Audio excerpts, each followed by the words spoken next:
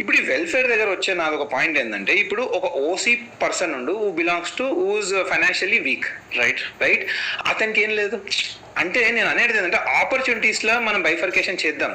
అది అది అది ఒకసారి ఒక రకంగా నీడెడ్ అనుకుందాం, అంత దాంట్లో కూడా డిబేటబుల్ అది కూడా, బట్ చలో ఒప్పుకుందాం.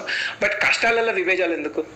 Why should we bifurcate? ఇప్పుడు లెట్స్ ఏ ఒక ఓసీ పర్సన్కి ఒక యాక్సిడెంట్ అయింది, రైట్, ఒక మైనారిటీ పర్సన్కి ఒక యాక్సిడెంట్ అయింది, రైట్. మైనారిటీ పర్సన్కి ఇంకా బడ్జెట్ ఉంది అలొకేషన్, ఓసీ పర్సన్కి బడ్జెట్, ఆ ఓసీకి స్పెషల్గా బడ్జెట్ లేదు, హెల్త్ సంబంధించిన బడ్జెట్ అయిపోయింది అనుకోండి, అంటే ఇతని ప్రాణానికి మేము ఇవ్వము, అతని ప్రాణానికి మేము ఇస్తామా? అది కూడా అగైన్ నేను అనేది ఇదంతా జనాలు అర్థం చేసుకోవాలి. బికాస్ ఈ గవర్నమెంట్ని గవర్నమెంట్ ఏం చేస్తుంది బాస్, మీరు ఇది అడుగుతున్నారు కాబట్టి ఇస్తున్నారు, ఇవ్వకపోతే ఏమవుతుంది? గవర్నమెంట్ పక్కన కూర్చోబెట్టి కొత్త గవర్నమెంట్ తెచ్చుకుంటాం, సింపుల్ కదా. సో మనం అడిగేది కరెక్టా? అది మనందరం ప్రశ్నించుకోవాల్సి.